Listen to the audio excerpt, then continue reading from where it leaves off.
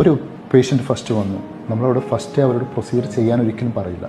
അവരെ കൺസൾട്ട് ചെയ്ത് അവരെ സ്കാൽപ്പ് ഇവാലുവേറ്റ് ചെയ്ത് അവരിതിനു വേണ്ടി ഫിസിക്കലി ഫിറ്റ് ആണോ എന്നുണ്ടെങ്കിൽ മാത്രമേ അടുത്ത സ്റ്റെപ്പിലേക്ക് പോകും. ഇതിനൊരു പ്രിവിലേജ്ഡ് ഹെയർ ട്രാൻസ്പ്ലാന്റ് സർജൻ വേണം, ഇതിനൊരു നഴ്സിംഗ് അല്ലെങ്കിൽ ഹെയർ ട്രാൻസ്പ്ലാന്റ് ക്വാളിഫൈഡ് ടെക്നീഷ്യൻ വേണം, അതിൻ്റെതായിട്ടുള്ളൊരു ഡ്യൂട്ടി ഡോക്ടേഴ്സ്, അങ്ങനെ ഒരു ടീം മസ്റ്റായിട്ട് ഇതിന് വേണം ഒരു പ്രൊസീജിയറിന്. ഈ വെച്ച മുടി കൊഴിഞ്ഞു പോയ റിസൾട്ട്, ഇതിന് 2 ഫാക്ടറുണ്ട്.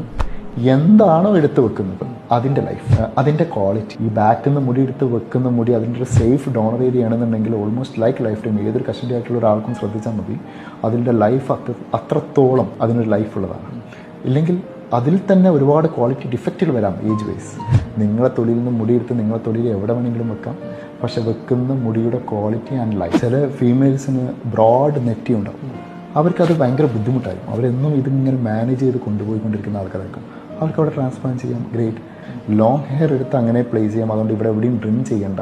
അവർക്കൊരു 4 ദിവസം 5 ദിവസം കഴിഞ്ഞ് അത് ചെയ്ത എവിഡൻസ് ഇല്ലാത്ത രീതിയിൽ എവിടെ വേണമെങ്കിലും പോകാം.